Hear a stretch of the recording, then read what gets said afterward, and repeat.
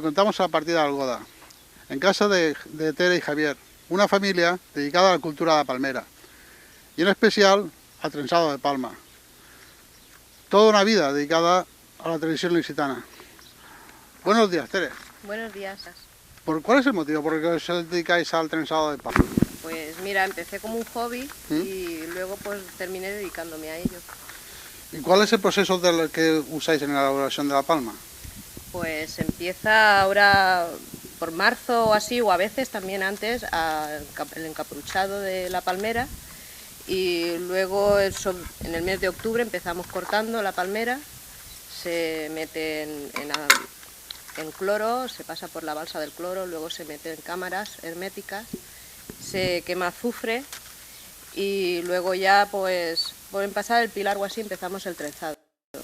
¿Y desde cuándo, cuántas generaciones estáis en esto? ¿De cuándo lo uséis?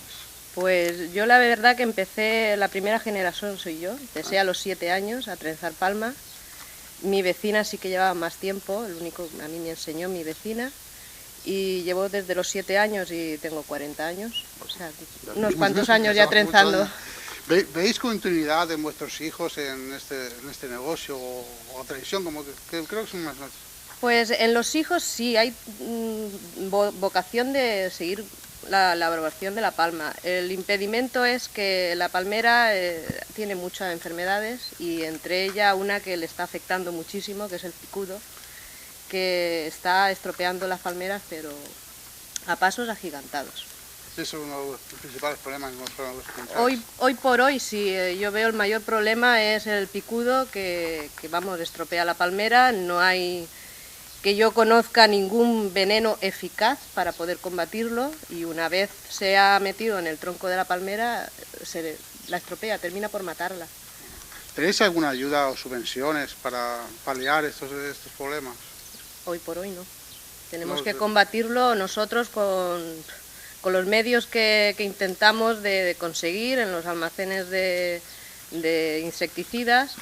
Pero yo sé, el último insecticida que tiró mi marido para fumigar el huerto, creo que valía 400 euros, 1 litro, y eso, vamos, lo tiras y el picudo no termina de matarlo.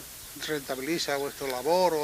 No. No es rentable. No es rentable porque el veneno cuesta carísimo, ayudas no hay ninguna, que yo sepa, y si el picudo sigue hacia adelante, o sea, a la vista está que aquí cerca de casa hay palmeras que están totalmente destruidas.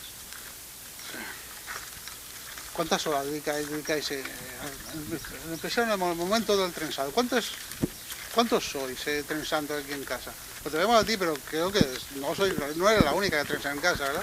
Bueno, lo que es el trenzado mayoritariamente lo hago yo. Pero ayudándome sí que hay bastante gente. Está mi suegra que me hace los adornos de la palma y mi hija también me hace algunos adornos de palma. Y ahí pues intentamos, mi marido me ayuda también lo que puede. Vamos ahí poquito a poco, pues entre todos, ir haciendo todo el trabajo. ¿Cuántas horas dedicáis diarias al trabajo?